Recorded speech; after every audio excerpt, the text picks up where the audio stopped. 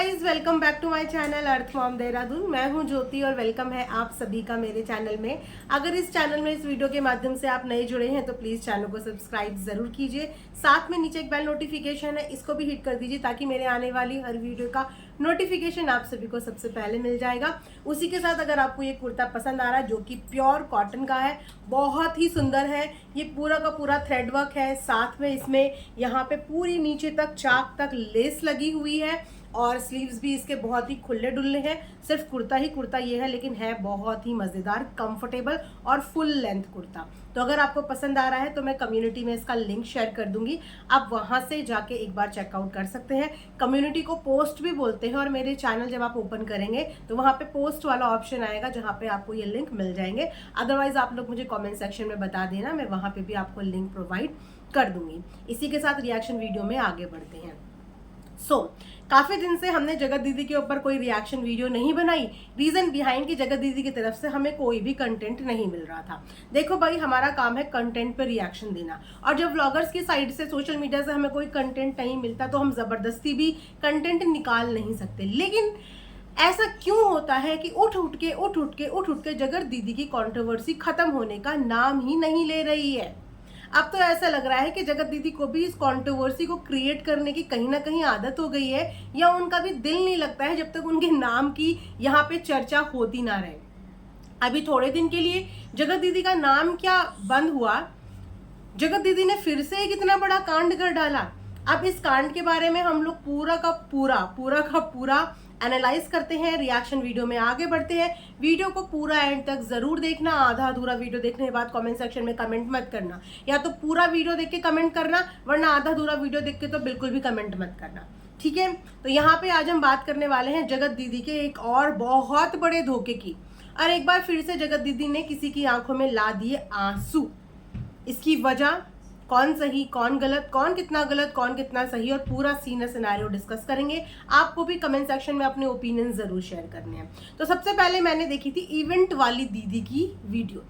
Event वाली दीदी की वीडियो देखने के बाद मैं तुरंत भी रिएक्शन बना सकती थी, बट मैंने उसके बाद तुरंत रिएक्शन इसीलिए नहीं बनाया क्योंकि मैंने जगत दीदी के कमेंट सेक्शन में एक कमेंट के रिप्लाई में जगत दीदी को ये रिप्लाई करते हुए देखा कि मैं बताऊंगी, क्योंकि उनकी ऑडियंस ने उन्हें वहां से बोला कि आपके लिए ऐसा ऐसा बोला गया है, आप इसके बारे में बताइए। तो जगत दीदी ने नीचे लिखा था मैं बताऊंगी। अब जगत दीदी के बताने का वेट करते करते मुझे तो आ गई नींद, और जब मैं सो के उठी तब तक जगत दीदी लाइव से जा चुकी थी। मेरा हो गया काम फिनिश, क्योंकि अच्छा हुआ मैंने एक साइड की बातें सुन के रिएक्शन नहीं दिया। मैं दोनों का वीडियो देखना चाहती थी, और जब मैं उठी तो तब दोनों का वीडियो आ चुका था और मेरे लिए बहुत ईजी हो गया अब रिएक्शन देना। तो शुरू करते हैं। सबसे पहले हम इवेंट वाली दीदी के बारे में। एग्जैक्टली ये वही इवेंट वाली दीदी है जिन्होंने अभी से थोड़े दिन पहले जगत भैया तो छोड़ो, जगत भैया की मम्मी के लिए भी जो लैंग्वेज और जो शब्दों का प्रयोग किया था ना, वो बहुत ही ज्यादा गंदी चीज थी। और एग्जैक्टली हम भी मन में ये सोच रहे थे कि ना तो ये रिएक्शन चैनल वाली ना जगत भैया ने इनका कुछ बिगाड़ा है, तो इन्होंने जगत भैया के साथ साथ जगत भैया की मम्मी को भी इतना अनाप शनाप अचानक से क्यों बोलना शुरू कर दिया। उस समय पे हम समझ रहे थे कि ये कहीं ना कहीं अपनी लॉयल्टी जगत दीदी के लिए प्रूव कर रही हैं, इसीलिए जगत दीदी के फेवर में होके ये राज परिवार को अनाप शनाप बोल रही है। उसके बाद जगत दीदी के घर में भी ये नजर आई, बहुत प्यार से जगत दीदी ने इनके साथ वीडियो बनाया, व्लॉग बनाया, दिखाया और कमिट किया कि मैं इस बार तो इस इवेंट का हिस्सा जरूर बनने वाली हूँ। एक बार नहीं, कई बार इन्होंने इंस्टाग्राम पे लाइव भी करी। हो सकता है कि आप में से कुछ लोगों ने वो लाइव ना देखी हो, लेकिन मैंने बराबर वो सारी लाइव देखी जिन लाइव में इनके साथ कोलैबोरेशन था, और दोनों लाइव में आके बात करते थे। और जगत दीदी ऑडियंस को ये कमिट करती थी कि अगर आपको मुझसे मिलना है तो नीचे दिए हुए एड्रेस फोन नंबर पे टिकट बुक करा लीजिए, मैं आपको मिलने वाली हूँ। ऐसा इनके 2-3 लाइव में इन्होंने बकायदा ये सब चीजें बोली, ठीक है। उसके बाद आता है इवेंट की डेट नजदीक, और एक्चुअली हम सब इस इवेंट के लिए क्यूरियस थे क्योंकि इस इवेंट में सामना होने वाला था बहुत सारे लोगों का। लेकिन जैसे ही ट्रेजेडी हुई भोपाली बहू के घर पे, उनका हमें पहले ही आइडिया लग गया था कि इनके घर पे हो गई है ट्रेजेडी, तो अब इनका मुश्किल होगा इवेंट में जाना, क्योंकि उनके अभी देवर गए हैं इस दुनिया से, और हर किसी रिचुअल को पूरा होने के लिए 13-14 दिन इतने लगते हैं। तो उनका हमें आइडिया लग गया था, लेकिन हमें यह आइडिया नहीं था कि ऐन मौके पे जगत दीदी भी इतना बड़ा धोखेबाजी करने वाली है इवेंट वाली दीदी के लिए, जिस इवेंट वाली दीदी ने जगत दीदी के चक्कर में जगत भैया के पूरे परिवार को अनाप शनाप बोल दिया था। और उनके चक्कर में काफी लोगों को उन्होंने एंट्री पासेस भी प्रोवाइड नहीं करे, ताकि जगत दीदी को किसी भी तरीके की इनकन्वीनियंस ना हो। ऑल्सो उन्होंने जगत दीदी के लिए बहुत कुछ स्पेशल सोचा हुआ था कि उनको वो स्पेशल ट्रीटमेंट देंगी, और ये उनकी तैयारियों में दिख रहा था कि इन्होंने उनको कुछ ना कुछ स्पेशल ट्रीटमेंट ही देना था। लेकिन जगत दीदी से ना तो ट्रीटमेंट हजम हुआ, ना ही वो उनके इवेंट का हिस्सा बनी। अब यहाँ पे जो इवेंट वाली दीदी हैं वो बेचारी रो रही थी। वो इसीलिए रो रही थी क्योंकि उनके साथ कमिटमेंट करने के बाद एक दिन पहले उनको आने से मना कर दिया गया। एक दिन पहले उनको आने से मना कर दिया गया। अब क्या होता है ना, जब भी कोई इंसान एक इवेंट ऑर्गेनाइज करता है, वो एक गेस्ट लिस्ट तैयार करता है, उसके हिसाब से वो अपना पूरा प्लान करता है। और किसी भी इवेंट को ऑर्गेनाइज करने में आपको पता है कि पैसा भी लगता है, बहुत पैसा लगता है किसी भी इवेंट को ऑर्गेनाइज करने में। और जब जगत दीदी को पता है कि वो एक वैल्यूएबल गेस्ट थी उनके इवेंट का, और नीतू दीदी का आना कैंसिल हो गया था, तो यहाँ पे उनकी और जिम्मेदारी बढ़ जाती है, क्योंकि नीतू दीदी का आना कैंसिल हुआ। एक तरीके से एक इम्पॉर्टेंट गेस्ट ऑलरेडी लिस्ट से माइनस हो चुका था। वहां पे जगत दीदी ने उनको एक्चुअली बहुत बड़ा झटका दिया, उनके बहुत सारे पैसों का नुकसान भी हुआ होगा, प्लस उनकी एक्सपेक्टेशंस का भी नुकसान हुआ होगा, प्लस जिसका सबसे ज्यादा नुकसान हुआ होगा वो है ऑडियंस। मैं बताऊंगी कि कैसे। अब आते हैं हम जगत दीदी के ऊपर। ठीक है, जगत दीदी ने अपने जस्टिफिकेशन में बोला, वैसे तो उन्होंने बहुत कुछ बोला, उनको फर्क नहीं पड़ता कोई अब उनके बारे में क्या बोला। एक समय था कि उन्हें कमेंट सेक्शन से कमेंट में भी फर्क पड़ता था, लेकिन आज की डेट में वो इतनी स्ट्रांग बन गई हैं कि उनको कोई फर्क नहीं पड़ता, क्योंकि वो देखती ही नहीं है, वो देखती नहीं है, इसलिए उनको कोई भी फर्क नहीं पड़ता।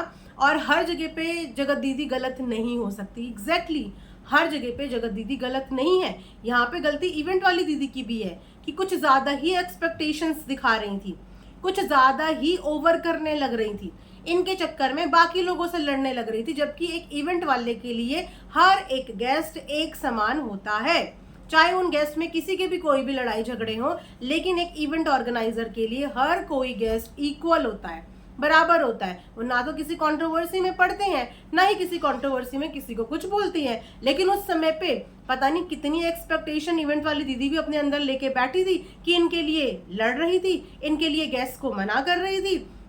हर किसी इंसान के पास चॉइस होती है, वो अपना फायदा भी वहां पे देख रही थी कि अगर ये आए और इनके चक्कर में अगर मैं 2-4 लोगों को माइनस भी करूं तो मेरा कोई नुकसान नहीं होगा। वो भी अपना फायदा देख रही थी अपने इवेंट को चलाने के लिए, क्योंकि उनका काम है इवेंट चलाना। उनको पॉपुलर और अच्छे से अच्छे गेस्ट चाहिए, उसके लिए अगर उनको कोई छोटे मोटे लोगों को माइनस भी करना पड़े तो वो अपनी लिस्ट से कर देंगी। उन्होंने भी वहां पे अपना फायदा देखा। लेकिन यहाँ पे जगत दीदी ने साफ तौर पे धोखा दिया है।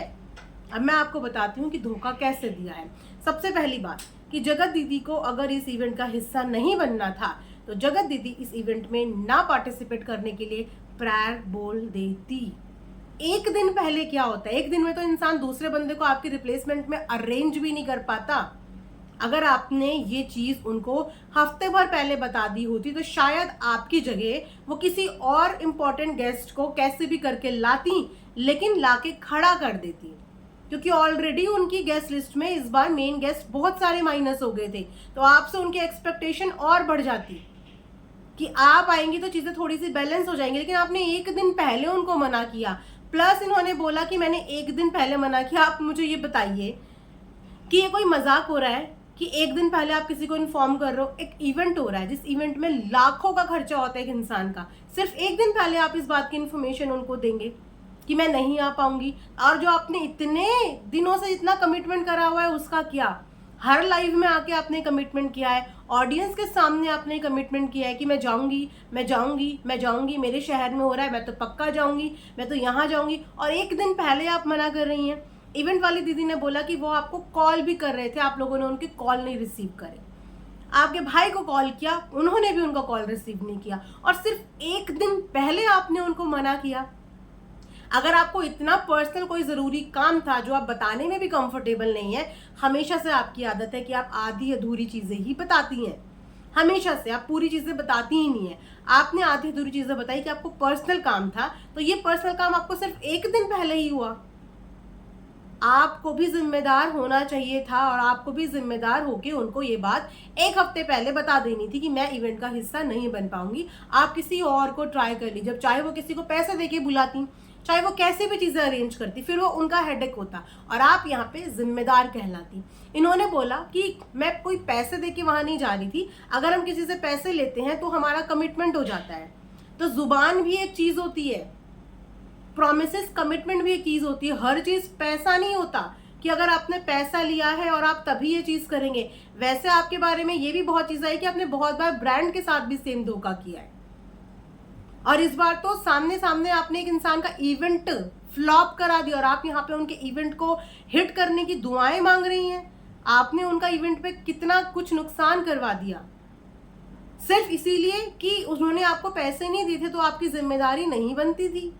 आपने उनको जुबान दी थी, कमिटमेंट दिया था, अपने प्रोमिसेस पे इंसान को रहना चाहिए। और अगर नहीं जाना था, अगेन ये आपकी चॉइस है, कोई जबरदस्ती नहीं आपको बुला सकता, तो भी आपको उनको एक हफ्ते पहले बताना था, क्योंकि आपको ये बात बहुत अच्छे से पता थी कि भोपाली बहू के यहाँ ऐसा ऐसा हो गया है और वो नहीं आ पाएंगी। तो आपकी जिम्मेदारी तो और बढ़ जानी थी वहां पे, क्योंकि वो आपके घर जब आई थी तो आपने भी उनके साथ बड़ी खुश होकर व्लॉग वीडियो डाली थी। अब मैं बताती हूँ कि ऑडियंस के साथ कैसे धोखा हुआ। ऑडियंस के साथ ये धोखा हुआ, अभी ये ऑडियंस के बारे में बोल रही थी ना कि मैं अपनी ऑडियंस को जवाब देने आई हूँ। मुझे कोई फर्क नहीं पड़ता कि कोई मेरे लिए क्या सोचे, लेकिन मैं सिर्फ अपनी ऑडियंस के लिए यहाँ पे आई हूँ और मैं सिर्फ उन्हीं के लिए हूँ यहाँ पे, ठीक है।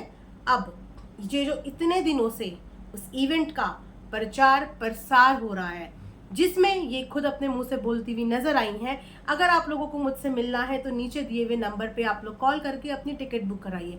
आप लोगों को पता है उस टिकट की कीमत क्या है? 6 से 7 हज़ार मिनिमम उस टिकट की कीमत है। जितने भी आसपास के लोग होंगे, उन्होंने इस चक्कर में कि उनकी मुलाकात इनसे होने वाली है, उन्होंने वहां पे टिकट बुक कराई होगी। क्या पता उनके पास वो 6-7 हज़ार रुपए अरेंज कहाँ से उन्होंने किए होंगे, क्या पता वो कितने पैसे वाले होंगे या कितने कम पैसे वाले होंगे। वो इनकी ऑडियंस रही होगी जिन्होंने इनकी शक्ल देख के कि ये इस बार आ रही हैं, उनसे टिकट खरीदे होंगे। और जब वो ऑडियंस वहां पहुंची होगी तो आप सोच सकते हो कि उनके दिल पे क्या गुजरी होगी। इन्होंने यहाँ पे एक इवेंट वाली मैडम को ही नहीं, तमाम उन ऑडियंस को भी धोखा दिया है जिन ऑडियंस ने इनके चक्कर में टिकट खरीदी, इनके चक्कर में टिकट खरीद के वहां पे गई। तो किस ऑडियंस की आप यहाँ पे दुहाई दे रही हो? किस ऑडियंस की आप दुहाई दे रही हो? क्या आपके एक दिन पहले वाले डिसीजन से वो ऑडियंस जिसने अपना पैसा खर्च सिर्फ आपसे मिलने के लिए किया होगा, आप उनके पैसे लौटाएंगी? आप उनके पैसे रिफंड करने का लेती हैं जिम्मेदारी अपने ऊपर? आपने बोला, मैंने इवेंट वाली दीदी को बोला कि एक दिन पहले आके आ जाओ, लाइव कर लेते हैं, चीजें क्लियर कर लेते हैं। क्या चीजें आप क्लियर करती? इवेंट वाली दीदी लाइव नहीं आई, आप लाइव आई। अपनी ऑडियंस के लिए आप लाइव आ जाती कि जिन लोगों ने भी मेरे लिए टिकट खरीदे हैं ना मुझसे मिलने के लिए, और एक्चुअली में इस बार टिकट आपकी शक्ल देख के ही लोगों ने खरीदे थे, तो आपकी जिम्मेदारी नहीं बनती थी कि आप खुद से आके बोल दे कि जिन्होंने मेरे लिए टिकट खरीदे हैं मैं नहीं आ पाऊंगी, मैं इस इवेंट का हिस्सा नहीं बन पाऊंगी, क्योंकि आप एक दिन पहले मुकर गई और आपको एक दिन पहले पर्सनल काम याद आ गया। चीज़ों को ना थोड़ा गहराई से सोचना चाहिए कि यहाँ पे नुकसान सिर्फ इवेंट वाली दीदी जी का ही नहीं हुआ है, यहाँ पे नुकसान उन आम जनता का भी हुआ है जो आपसे मिलने के लिए उस इवेंट में आने वाले थे। आपने अपने साथ साथ उन लोगों को भी सरासर धोखा दिया है, और एक दिन पहले किसी इवेंट के लिए मना नहीं किया जाता। इतना टाइम सामने वाले को दिया जाता है जितना टाइम में वो इस चीज का रिप्लेसमेंट और अरेंजमेंट देख ले।